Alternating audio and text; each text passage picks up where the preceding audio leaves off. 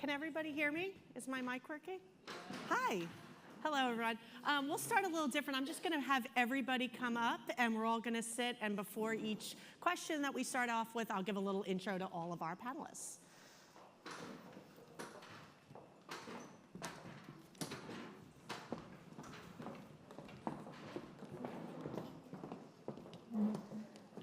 Okay, fueling the fire without burning out. That's an interesting topic, and I think it was the joke's on me that they asked me to moderate this panel, because anybody that's ever worked an event with me, I am 1 second away from a meltdown at like any given time. So I hope to learn a little something by moderating this. So like Andy said, I'm the executive director of the Jockey Club Safety Net Foundation, which is a charitable trust that assists people in horse racing that are in need. And I also serve as the Director of Industry Relations for the Jockey Club, so I wear many hats, and I think that in an industry where horses are the center, I think that's bled into whatever career you have in horse racing, which is 365, 24/7. And so I hope that this panel opens up that it's common to feel this way, and we all have felt this way in one time or the other. And I hope that we can have a lot of Q&A, so depending on how long our panel goes, I'd love for you guys to chime in at the end, and we could talk a little bit about that. So let's start right off. Melanie Case, who is the director of the Women's Ministry for the Kentucky Racetrack Chaplaincy.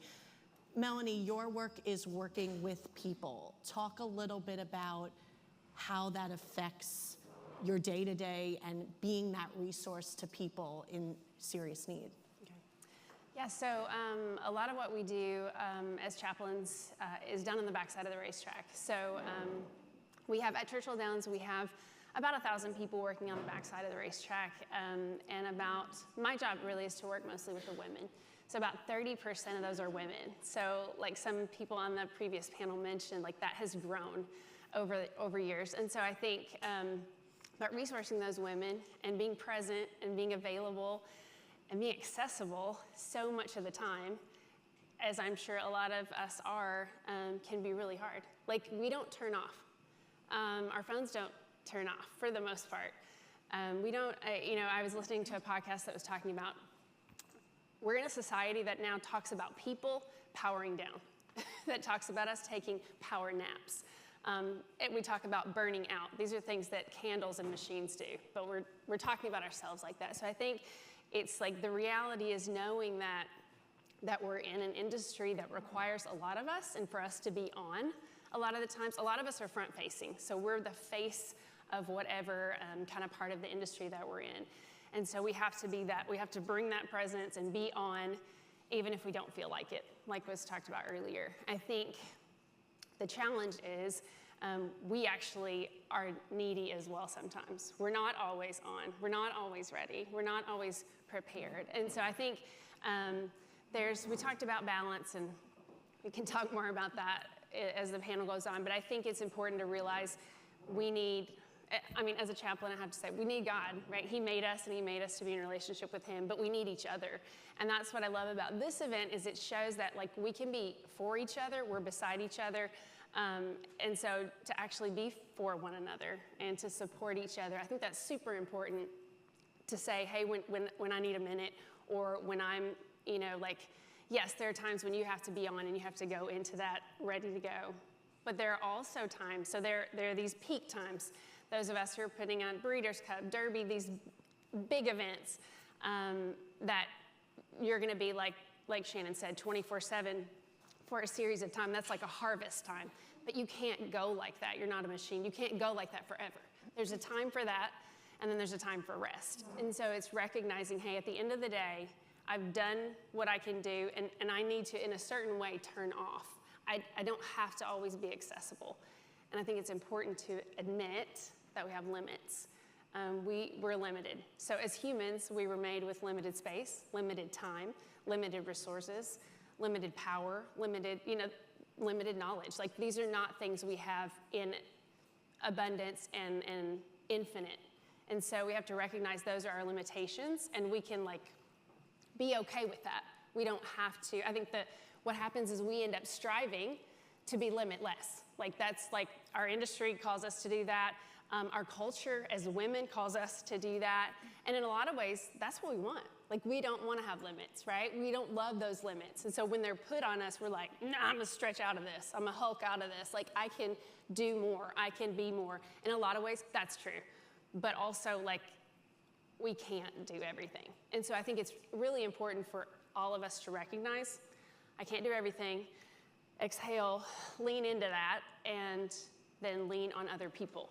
So I think those are some things that are important for me to remember. Awesome. Kellie, founder of the Caribbean Thoroughbred Aftercare, grassroots effort. Started it yourself, build it every day. What is it like starting an organization? It can be daunting, exhausting. Why do you do it? What keeps you motivated? Well, we're all here because of the horses. That's the first thing.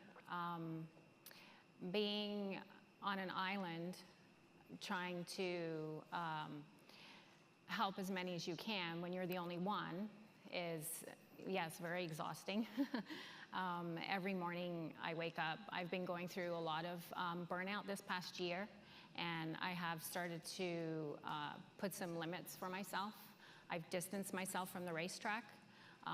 It is a very male-dominated industry in the Caribbean with the Latins, and it has really been a struggle. I've been down there doing it for over almost 30 years, and I think one thing that you just have to think about and remember is that you can't just run yourself into the ground every day. And even though I have all these horses in my backyard, we have 31 horses right now, you have to say, and like you were saying, you have to like just take a moment and say, I need to go in my office, I need to walk away from the barn for a few moments, take a deep breath, and figure out how I can fix this next situation. The problem that I have is I am the only one in the Caribbean, so I don't have anybody to turn to. I'm pretty much alone down there. Erin and I have been friends for years. Erin was one of the first people that came down to Puerto Rico to actually see the situation after Hurricane Maria, and we've remained very good friends. And I think coming together and working together to try and help each other especially with the industry in Puerto Rico, because we do have more women coming in now, but it's still difficult to prove yourself down there, I find, and I'm counseling women at the track sometimes, like they come to the aftercare and meet with me and say, how can we do this, how can we do that? And I've tried to actually do women's events down there and have not been able to, which is sad, but I think, you just need to like take a deep breath every day and kind of take a step back and think that, okay, you can't do it all. And you just need to think about your mental health and your physical health also. So the passion keeps you waking up every day. The passion of aftercare is important to you. So even being tired, it gets you up every day. Yeah, I go to bed every night and I want to quit and I want to close down every single night. And then I wake up in the morning, look out my kitchen window while I'm having coffee, and I see all the horses, and I'm like, okay, we got to keep going. We got to do it again. It's 7 days. 24 hours a day. We were laughing. You do a factory reset every night. Yeah. Turn it off and turn it back on. Try again. Yeah, pretty much. Erin, you are the executive director of the TCA. That's a lot of work. You guys cover a lot of different aspects of racing. You have aftercare, you have human resources. Mm-hmm. You have to be everything to everyone and also raise the funds to do that. So what is it like in a position at a nonprofit where you're asking people for a lot? How do you compartmentalize that and not get compassion fatigue? All these resources need your resources, and then you have to create those resources. Right. How do you manage that? Yeah, it's a lot to juggle. It's a great question, though. So yes, at a nonprofit, of course, you're always fundraising in one way or the other, right? Everything that we do is in support of our mission. So a lot of people in this room, I have asked for a donation or an in-kind gift or something like that. So for TCA, for Thoroughbred Charities of America, we grant out, as much as we can fundraise in a year is close to what we're going to grant out. So that's like even a little bit more pressure in a way to keep fundraising throughout the year, because the more we fundraise, the more we can grant to our grantees. And this year we granted to 98 organizations over $1 million. So it's like this constant sort of churn to, ask everyone you see, for a donation. And sometimes I get in my head about it. I'll think, oh my gosh, if I'm calling someone and they see my number pop up on their phone, are they gonna, hit end call or whatever if they see me coming? Are they gonna walk the other way? Because I do feel like I'm always asking. But that's the nature of nonprofit work and fundraising. But sometimes it can be a little overwhelming to always be on that end of the conversation. So there's a few things that I do try to remember to help me kind of compartmentalize those things. The first one is, it's not about me. This is about our mission. When I'm asking for a donation, this is about the thousands of horses and people that we help every year. This is why I'm asking. So it's kind of important for me to be able to recenter the motivation for why I'm asking the questions, and again, take myself personally out of the conversation. And then further, to further that line of thinking, it's really helpful for me if I can kind of try to reframe the scenario, and remember that I'm inviting people to make an impact, to join us, to join our team, to help us help the thousands of horses and people that we do every year. So when you can kind of reframe the scenario like that, it kind of helps, again, to kind of compartmentalize the task. Our charities, aftercare charities, health and human service charity, backstretch charities that provide health and human services, they need champions. They need more supporters. And if I can be here to help inspire and educate new donors and new people to become aware of what we're doing, that's my job. That's what we need to do. So I think that's helpful to kind of, again, look at the task from you're presenting an opportunity to new donors, to new folks in the industry that might not otherwise know what we do. And then kind of lastly, I think it's really, really important that we celebrate our wins in this industry. Everywhere we look in the world really is a negative headline about something. So it's really easy to kind of get mired down in the negative. So if we can kind of stay in the positive, celebrate those wins, if I can celebrate the highs at TCA and kind of try to stay out of the lows, that will refill my cup in many ways and reinvigorate me. My personal favorite time of year at TCA is when we're sending out our grant checks. That happens at the end of August every year. And like I said, this year we were able to send out 98 grant checks, which is huge. And when I get a phone call or an email about, from a charity that says, hey, we just got your grant check and it came just in time, and now we're able to give this horse a surgery, maybe remove a chip or something, and then that way he can go on and rehab and move into a second career. I'm like, okay, this is what it's all about. That's what makes it worth it. Or, if I hear that our grant check was being used for ESL classes for backstretch workers or something like that, I'm like, okay, that's, again, it kind of just recenters and you're able to make sense of why you're asking as much as you do. Right. Yeah. Focusing on the positive. Exactly. Dr. Brittany.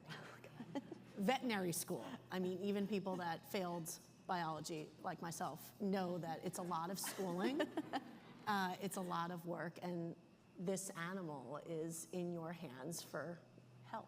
What does that mean? How do you deal with that hard work and know that it's worth it? What do you do every day that keeps you motivated and pushing past sometimes really long days and stressful days? Who do you rely on? What do you do to make it easier for you?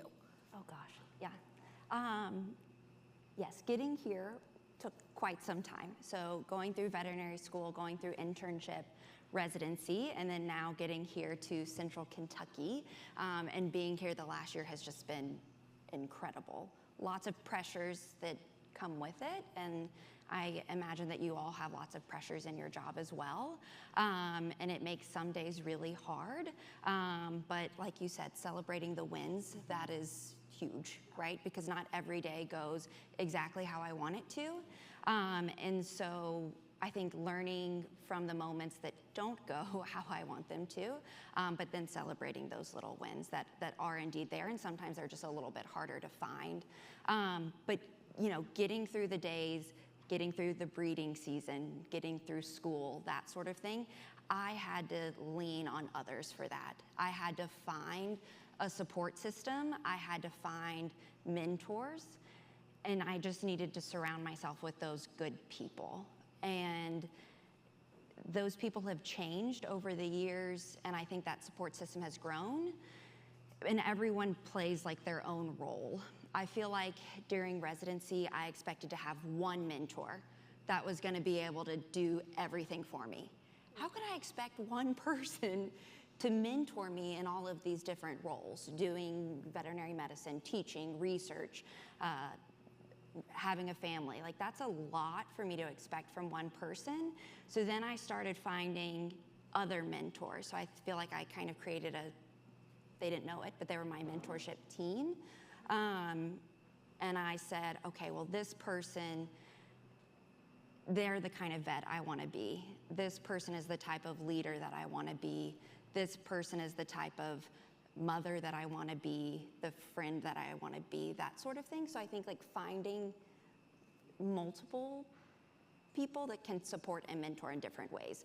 And so same then, I guess, with people who I call on a day-to-day basis. There are those people that I call that I know that I can just vent to, and I can just tell everything about a case, and they'll just say, that's really tough. You know, that was tough. Or I can call people who will give me advice. I can call people who will like give me tough love that I may or may not need. So yeah, I think it's just finding that team that will help me. Yep, exactly. That'll help me get through the day to day. Because yeah, finding the motivation can sometimes be hard. I go to bed thinking about the horse. I wake up thinking about the horse. And that can be a lot, and a lot of pressure that I put on myself. But I mean, the horse motivates me though. And everyone in this room, I think, can provide motivation for each other, because yeah, when we all do well for the horse then, and that's motivation there. Well, I thought it was interesting when you said you couldn't expect one mentor to be everything that you needed for your career growth. I think it's important for us to realize that we can't be everything to everybody. Right. We also are just one part of somebody's day, and there are many of us that serve different roles, and I think it's a great intersection of what everybody does on this panel. We all serve a different role, and we can't expect to be everything to everyone. So I'll pitch this question to Melanie, since we've talked about this many times.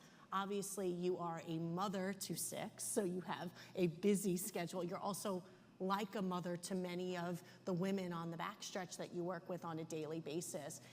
Why is it important to remember ourselves and self-love, and how does that come into what you do every day, and the belief of it's going to get better, the belief that we can do it? How does that factor into what you do every day and in your personal life? Yeah, I think a lot of us, recently I stopped saying I'm busy and I started saying life is full. Like my son does ASL and he'll say life. Yes, I'm like, life is full. Because it puts a positive spin on the fact that yes, I'm busy, but life is full. There are a lot of blessings to count. Like there's a lot going on, but a lot of those things are good things. But I was thinking about, we were talking about this before, and of course we all know, I think we're in a cultural moment where like self-care has been elevated maybe to an idolatrous level, but I think as women, we do often lose ourselves. And so we can lose ourselves in a marriage, we can lose ourselves in a relationship, we can lose ourselves in our kids, we can lose ourselves in our jobs.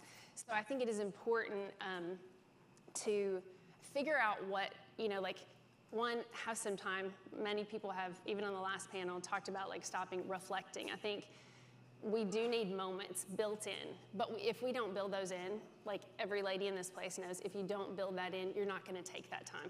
So what that looks like for you, someone mentioned getting up in the morning, meditating. Maybe that's reading scripture if you're a Christian. Maybe that's some other religious following. Whatever that looks like for you, taking some time, even if it means getting up earlier, I think stillness and quiet are super important for us, like for our own souls.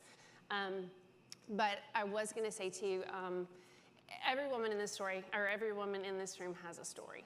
And I'm pretty sure that everyone in this room has experienced pain and loss, suffering.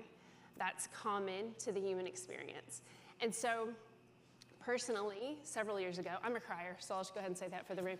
But we were in a point in our marriage, it was really tough, and I really felt like I didn't have anybody to turn to. I did, that's not really true. There are people who would have been right there for me. But the reality was, it was something that I didn't want to share. I almost felt like everywhere I went, I was a fraud, because there was this, secret stuff. And I was just like, wow, like this is too much. It was overwhelming. And when you're in a space like that, no matter what the suffering is, where you feel like you're going to drown, right? I called it an emotional tsunami. Everything's racing around me. We need to have people, like Brittany was mentioning, we need to have a tribe of people who love us and who care about us, and we know that. And we know that we can land on their couch tonight. We know that we can call them. And you need to find your tribe. That is super important. You may be from a family that didn't lend itself to being a tribe that supported you. But there are people that God can put in your life who can love you, who can support you, who can hold your hand, who can say, like she said, tough love, like, you need to woman up here. But also, like, just to be that support for you. By God's grace, some of us have awesome teams. We have an awesome team at Churchline. I'm so grateful for that. But some of us are one-man bands. And, like, we need to be able to say, hey, that Kellie's dealing with that. Like, she's a Lone Ranger. How do we come around her? How do we do that well in this industry? This is a group of 200 women who have chosen to be here for 2 days because they care about horses and they care about this industry. But I think we can care about each other and what role we take, but also, like, hey, just as sisters, right? Just as women in this industry. So I think it's important, one, to find your tribe of people. And like Brittany mentioned, like, those people aren't necessarily just going to come to you. You're going to have to put in some work and hoof it to find some of those women. And there are going to be different people, again, who serve different purposes. And likewise, you will be that for other people. And so I think finding those people is important. The second thing for me in that season was I need to identify what some healthy things are for me. I need to figure out those things, and I need to make sure that they're scheduled in. So for me, it was a piloxing class. I loved it. It was great. That was important. For me, it was meeting with a support group once a week of ladies who were dealing with the same thing that I was dealing with. And then, so like those two things, and then for me, it was having a date with one of my kids once a month. And so those were things that like gave life for me when everything else kind of felt like it was in this tsunami. And so those were grounding things, those were healthy things, and those were things that like I put in place for myself. So I think those are some really important pieces. I'll go to Erin. Erin, as an executive that makes all the decisions and being a woman, obviously there's a lot of pressures in that. In the same vein of Melanie talking about finding things that give her purpose that are maybe outside of what we do and in a demanding job of nonprofit work, what are some of the things that you do that help you push past moments of busyness and compassion fatigue and asking people for things all the time? How do you find space for yourself? Sure. Yeah, compassion fatigue is such an interesting thing, and it's a real thing.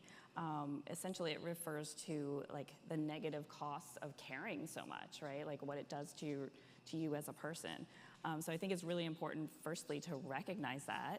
And when your sort of emotional reserves are kind of getting depleted, like be able to know that about yourself and take that moment, take what you need to kind of honor that.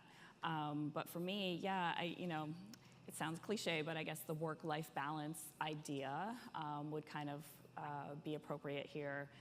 I don't really love that word because balance, or that phrase, because balance kind of implies that you have to find this absolutely perfect balance between the two. And I don't know that that exists because like life happens and work happens and sometimes there is no balance, But I found for me, like leaning into things that make me happy and allow me to like shut off my work brain for a time really helped me to come back refocused, re-energized, when I know that, you know, my energy levels are maybe depleting and I'm starting to walk that line, you know, towards burnout. For me personally, and I realize the irony in what I'm about to say here, and I'm not advocating that we all go out and get more work or another job, but for me, I have a side job, and it really helps me like shut off the TCA part of my brain, and that's about 3 times a year. I work for a adventure travel company, and I, on a long weekend, will guide women through national parks. Wow. It's really fun. It's super fun.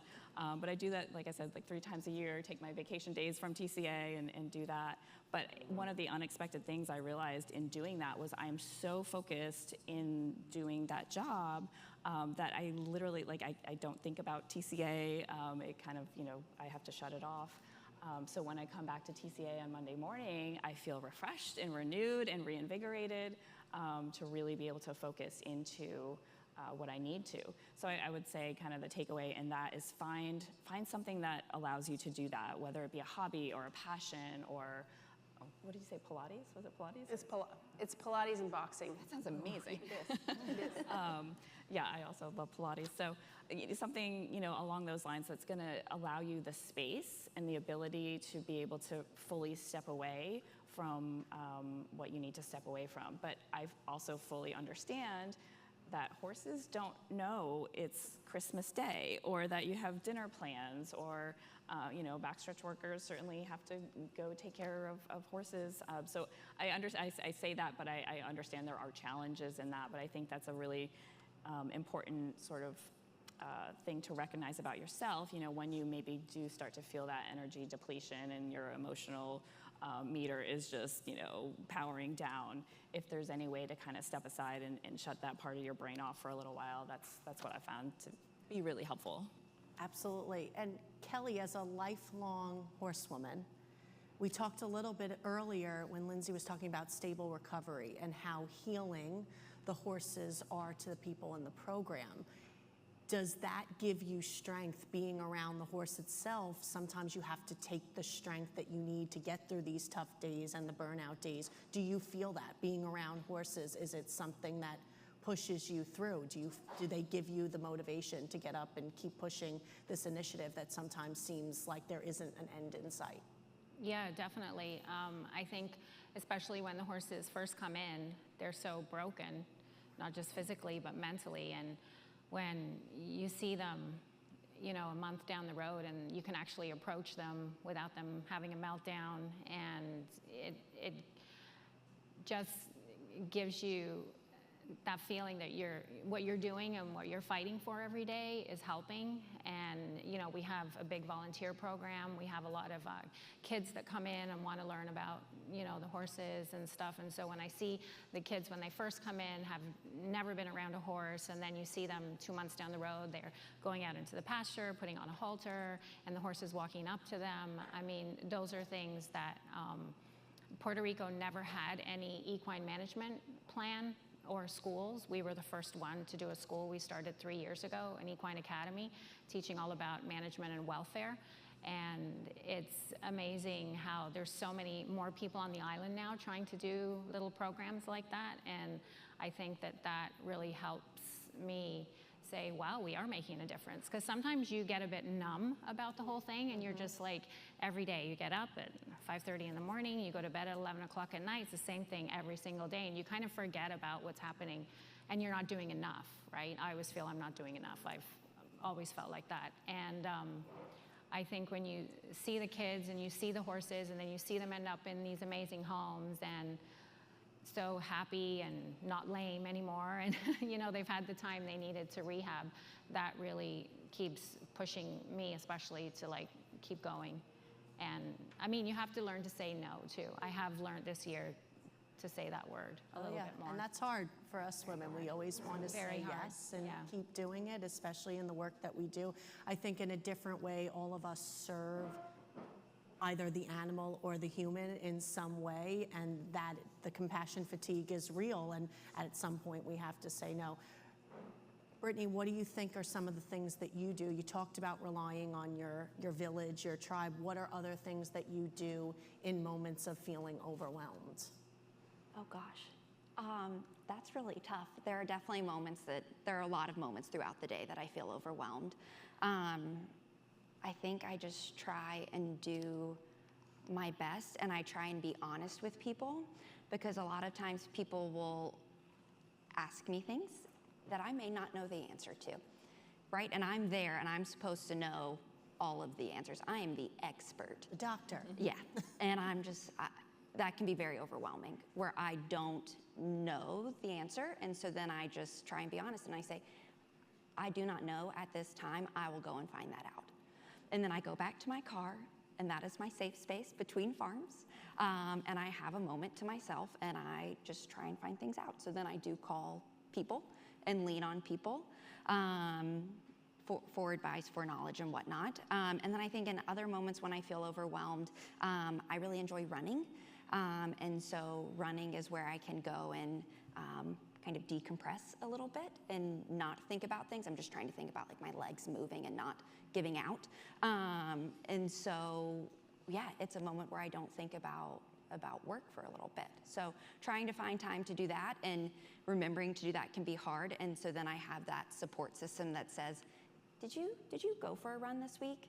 Like, I have a friend that when she knows when I'm having a bad day, when I'm talking to her, she said, did you do that for yourself?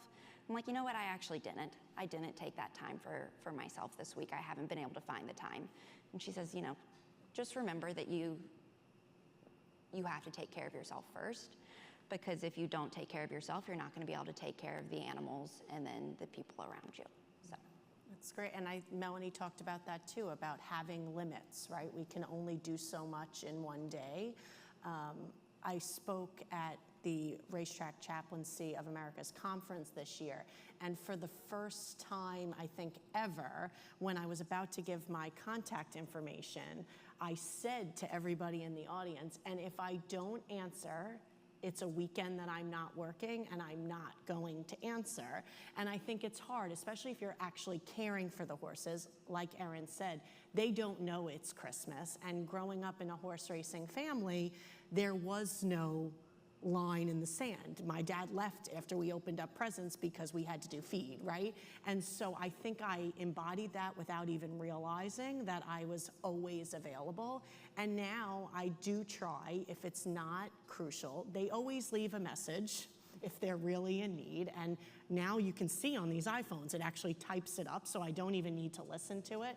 And if it's, hi, I'm in an emergency, and it's a Saturday, then I will call. But if it's just saying, I'd like to talk to you about this, it can sometimes wait to Monday morning. So I think it's important for us to realize, in an industry that's 365, 24/7, we do, even for a few minutes, if it's a 30-minute Pilates class, or it's going to have your cup of coffee before you start the day, that we do find those moments for ourselves.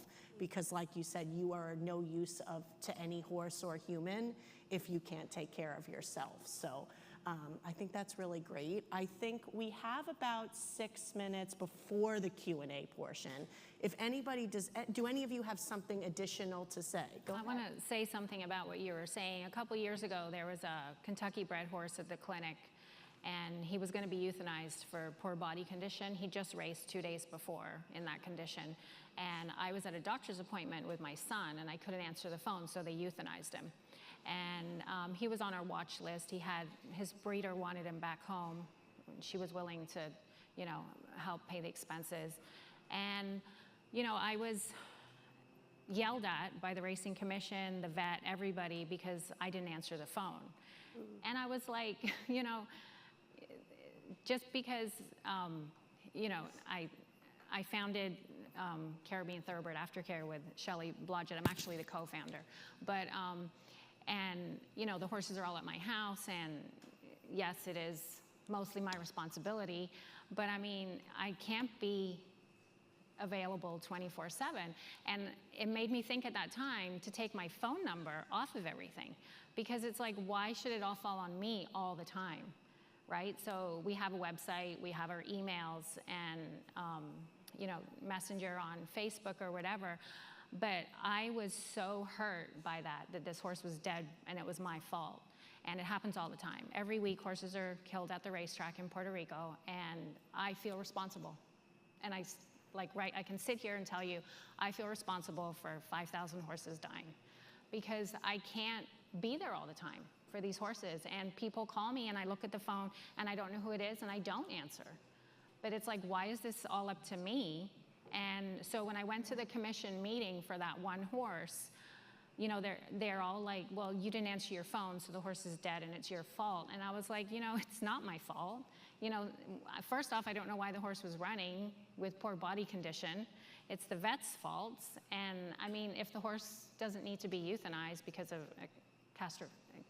like a terrible injury or something, then why was it euthanized? So it was just interesting when you said that, you know, you can't be available 24/7. So one thing I did to stop that was I took my phone number off of a lot of our, you know, publicity and stuff that we have out, so.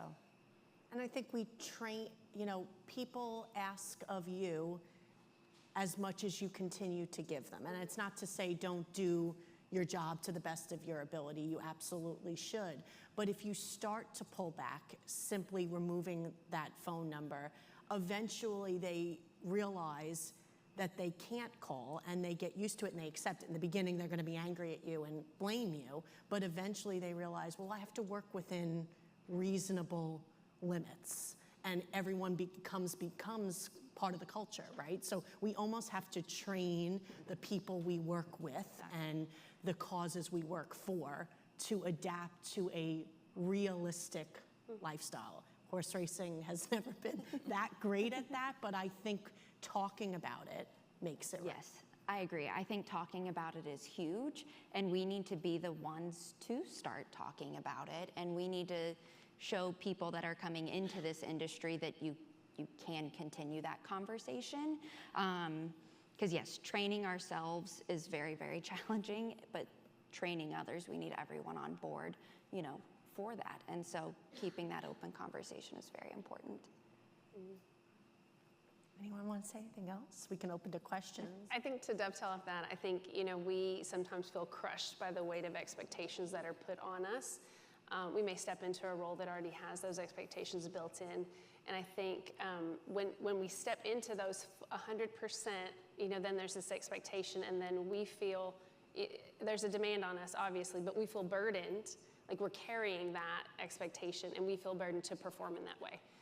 We value in our society, in the world really, but we value productivity and efficiency. And so sometimes those win over, you know, like, is everybody in the room okay?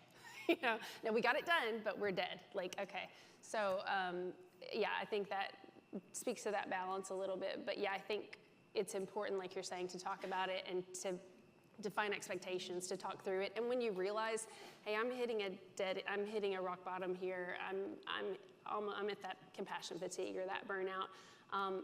Maybe that's a point at which, unfortunately, when we hit that we realize we need a reset.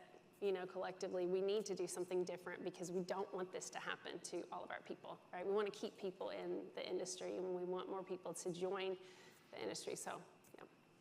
Yeah, I think that's a great point, and I echo what everyone says, and I was just kind of sitting here thinking, yeah, why is it that I feel the need that I have to respond to an email immediately? You know, I take that on myself sometimes, and, you know, sometimes you just need to train yourself to sit back and wait and say, it's okay, I don't need to respond to this in 1 minute. You know, I can complete the task that I was working on. Maybe it will make, you know, more efficiency sense to finish one thing before going on to the other. So, yeah, I absolutely think being more cognizant of that and not feeling the need to be everything to everyone at every moment is important to remember too. Absolutely, and looking at a room like this, I think a lot of us put on ourselves that, and sometimes someone like Kellie, someone like myself, we are the one person that does that role, right?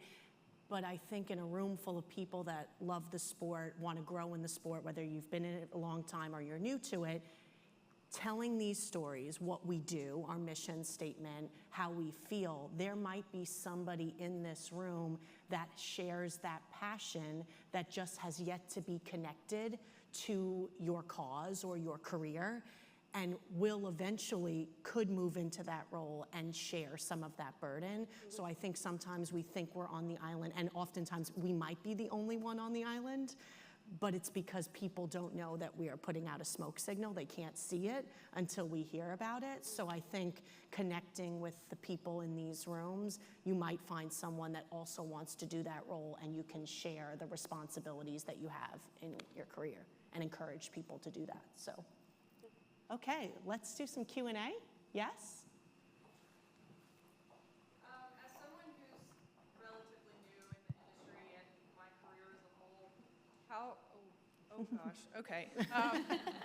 As someone who's relatively new in the industry and my career as a whole, how do you manage the need and the want to establish a stronghold in the industry while also worrying about being passed up because you have set a boundary?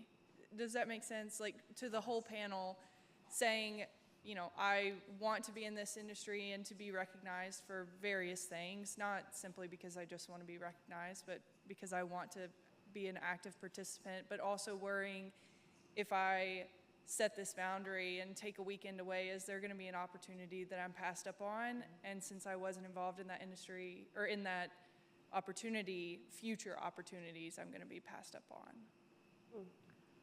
Who wants to answer? I don't think I do that well, so I don't want to answer that. I think one thing that I would say, so I mentioned earlier, but I think there are times, if you like the analogy of a farmer, right? There are times when it's harvest time and you're like every day, 12 hours a day, push until you get that harvest done. And then there's a time of rest or reprieve. And it might be that you need to say, in a healthy way, you need to say yes to one thing because you're building your career, I guess. But I think just to make sure, I think that you do have that, you have that tribe of people, you have those people in place, and then to voice it. If you walk into that, I think someone earlier said something about just being yourself and being honest. I think that's super important, even though you're like unzipping, you're letting everybody know this is who you really are. There's some, you don't have to let all your, you don't have to put all your cards on the table, but if you walk into that and something is like, you're like, okay, this is not what I was expecting, or maybe I can do A, B, C, and D, but I'm having trouble doing E. Can you give me some support? I think that's something that, you need to ask, you need to advocate for yourself. So I think it's not wrong to maybe say yes to 1, 2, 3 things in a row, and you might be putting your neck out there a little bit. I think the ladies here in television probably have some testimony to this, but I think, does that make sense? Like, I think you might say yes a few times, but if you walk into that and you recognize, hey, this is like, I stepped into something, it's too big for my britches type of thing. Can you help me? And so I think you'll find that, you might find some resistance to that, but I think you'll find people who, if they really want you to be on that team and they're, grateful for you, that they're going to say, like, hey, you're right. Like, how can we support you? What can we do? If they really want to build that and they want that to be healthy. So that would be one thing I would say. Yeah, that's smart. And I think people respond to vulnerability. If you kind of approach it from a place of honesty and whatever the situation might be, I think 9 times out of 10 people are understanding and want to understand and want to be there to support you. So maybe just, because I think sometimes we, feel like maybe we can't paint the entire picture for whatever reason or whatever, but I think, kind of leading with vulnerability sometimes about what you need or what you're looking for in a particular situation kind of helps the other person maybe relate and understand where you're coming from as well. Any other questions? Jenny over there. Wait, I'm bringing the mic. Oh.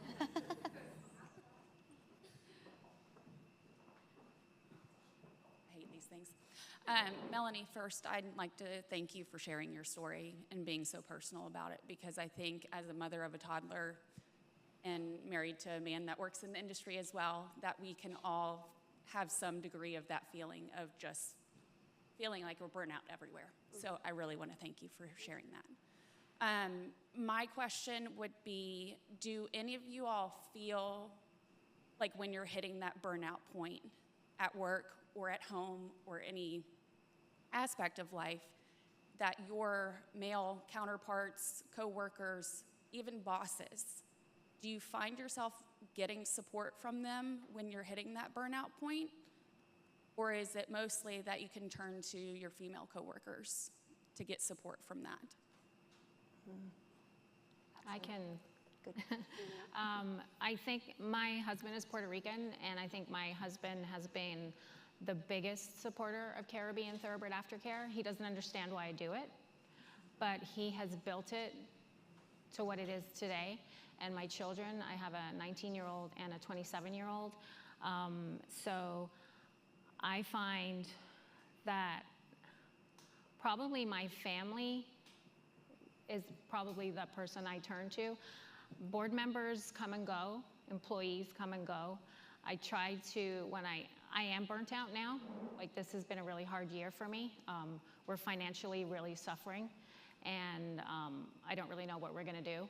But I think that at the end of the day, my husband always says to me, because we have a small heavy equipment company also, which I run, plus I also have a granddaughter now. She's 1 year old, and I have her every Thursday, which is the best day of the week for me. So you're busy 24/7.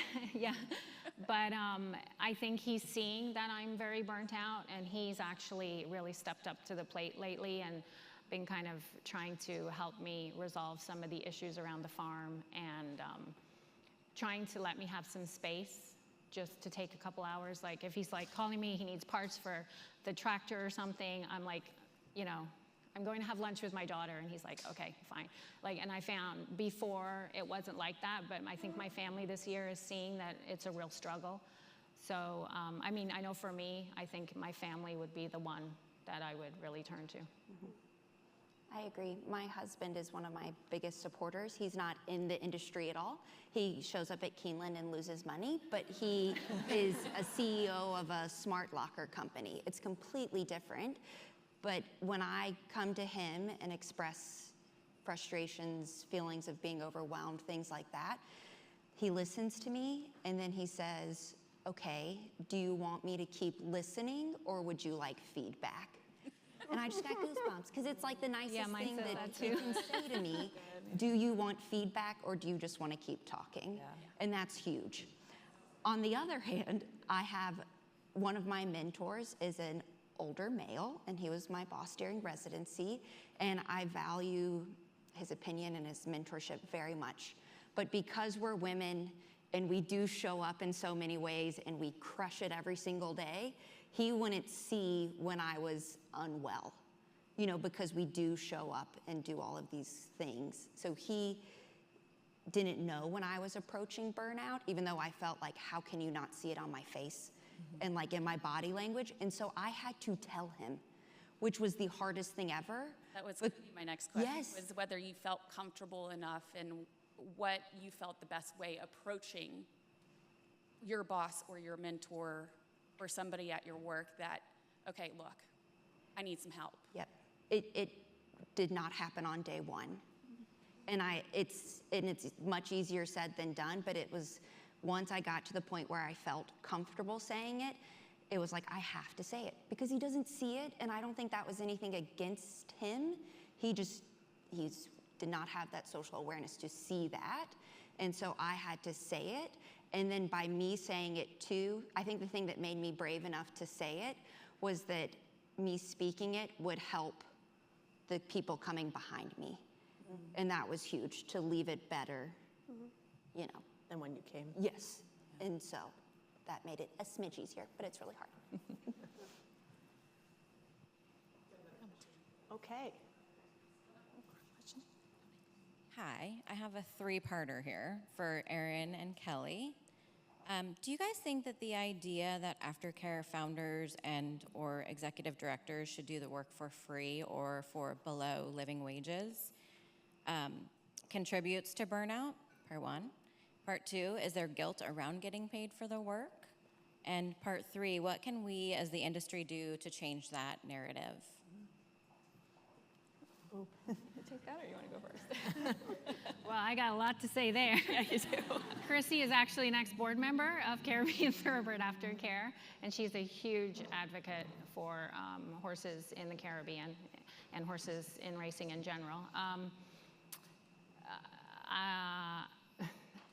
I worked for Caribbean Thoroughbred Aftercare for many years for free. I ended up quitting my full-time job as a shipping agent in Puerto Rico to take over the organization, and we needed more hands-on retraining, rehabbing the horses. So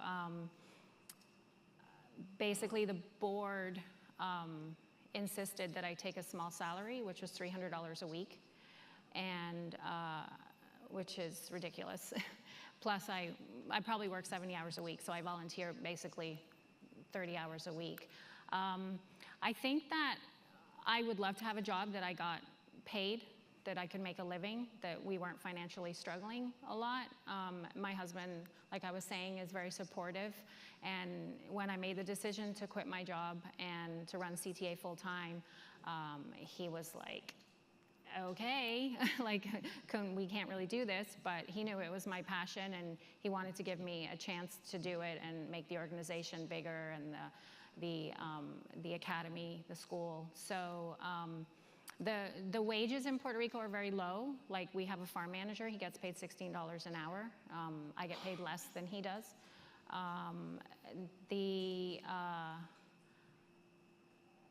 What was the other question?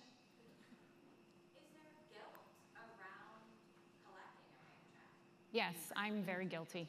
I feel every day that I'm taking money away from the horses. I mean, you know, we didn't have, the reason I got obligated to take a salary is because we had no health plan, and my son broke his, I think it was when he broke his arm, and we had to pay cash for his surgery, which was like $8,000 with a credit card. And I was just like, you know, I can't keep doing this. So yeah, I feel guilty. I feel guilty today. I mean, I feel guilty that I'm here. You know, it was when I was called to come here, I was like, you know, I can't leave the farm, I can't leave the horses, I can't leave the business, I can't leave my kids, my granddaughter. I'm supposed to be babysitting her today, and my daughter had to take the day off work because she didn't have anybody to babysit. So yeah, I mean, it's 24/7 guilt, and I wish I could make good money, but it's my passion. And my mother was an amazing horsewoman. I grew up with horses in England. I'm from England. And she took the horses off of the racetrack in England and taught them how to play polo. And so I don't know. I mean, I think when you do something that's your passion, and it helps with the burnout too, that, I mean, I think I should be grateful and celebrate the small things. You know, a horse gains a few pounds after a month being off the track, or, you know, we got a new container load of hay shipped into the island, donated. I think, yeah, I think there's so many, for me, there's just so many emotions all the time. It's just a daily struggle. Yeah, absolutely. I think executive directors should be paid for their work. You know, maybe when you're forming a nonprofit organization, you know, in your first year of, you know, kind of getting your donations in and that sort of thing, perhaps there's a discussion about, you know, not necessarily taking a salary, but you should absolutely be paid for your work, in my opinion. Yeah, I'm a little different than Kellie. TCA doesn't care for horses. We are a grant maker, so we're providing funding to, like I said, 98 charities across the country. So I'm not on the ground like Kellie is, you know, day in, day out, taking care of horses. But that said, you know, the work that we do from a fundraising perspective to be able to make those grants, you know, there's a staff of 2 at TCA. It's myself and a development manager. We do have a board of 17 that is often helpful as well. But the question about do you feel guilty, that's interesting because yes, I do. At TCA in my role, you know, obviously all of our expenses come through me, and, you know, I look at every expense and I kind of think of that as, oh wow, that could be a grant. Yes. So that's really how I kind of look at every expenditure that goes out of our organization. Is it necessary? Can I ask for someone? Can I ask someone for a lesser rate if it's a vendor, that sort of thing? Because I have that lens on of like, this could be a grant to Kellie or to another organization, but we also have to run our organization effectively so we can raise that $1 million a year and provide that funding to so many charities. But yeah, good question. I think that's We have right. time for one more or no? Oh, I don't know, do we? No, yes. Short one. Short Okay, one. Here you go. Yeah. First of all, recognizing imposter syndrome and what I'm about to say. But as someone, we've talked about this industry, a common theme is it's 24/7. It's a 24/7 industry. There's lots of reasons why, from the backside workers that have to care for the horses that don't know if it's Christmas, all of those things. I was having a very interesting conversation earlier with Naomi. There you are. And we were talking about how we've seen a little bit of a culture shift from, but it's always been this way. If you want to succeed, you've got to put, your whole ass it. You can't just half-ass it. You got to be there 24/7. You got to do all these things. As a leader that doesn't want to, or someone that people think might be in a leadership role that they are surprised to them, how can you advocate when you are somebody, Shannon, that isn't good at saying no or turning off or saying, oh, it's a weekend, I shouldn't answer my phone? How can you make it better for the people that are coming up across the industry? I mean, not just at the racetracks or the different companies, but on the backside. And we're going to run out of people that know how to take care of horses here. How can we better advocate for a culture shift? That's a good question. I think Melanie touched on it a little bit about understanding that we have limits, and maybe in the beginning with the question that was earlier, that in the beginning you might have to say yes to all these things. You get to a point in your career that maybe you've proven yourself enough that you can start to add boundaries. And like I said, I don't do it well. I think I do it better now than I did when I was starting off in my 20s. I think it is important to, if you have a staff below you or you have a mentee or an intern, to be open to what they have to say if they have something going on. I mean, Samantha is my assistant, and in the summer, this summer, I was like, no, on Tuesdays and Thursdays, I have a personal trainer at 7:30, so in order to have time to shower, I might be 15 minutes late on Tuesdays and Thursdays. Just make sure you're there and you can answer the phone and we can work together. If you have a doctor's appointment, please leave, take your time, do that.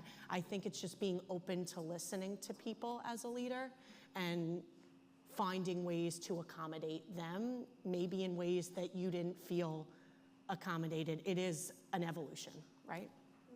And educating too, I think it's really important. We're accredited with the Thoroughbred Aftercare Alliance, and I know when a lot of new organizations that are coming into the Alliance, they call me. Never met me, but I don't know, they call me and they ask me for advice on, how to run their organization and, can I do this? Can I take a salary? And I'm like, I'm not one to tell you can take a salary, but I mean, you should. You should be paid for what you do if you can, if you have it in your budget. But I think it's important that, even though I am going through burnout, I still try and educate on how to do things for the new generation when they're coming in, on how to do things, better practices, and with the employees too. We don't, like I said, we don't pay very much. One of our farm hands only gets $11.50 an hour, and but try and do little things also for them to make them feel valued. If a gift card for dinner or something like that, something simple. But I think it's really important to educate on better practices. Thank you, everyone. I really appreciate it. We know it was a bit of a heavier topic, but like we learned, it's important to acknowledge our limits and know that celebrate those wins when you have them, because it'll get you through to the next one. So thank you very much, and thank you to the panel.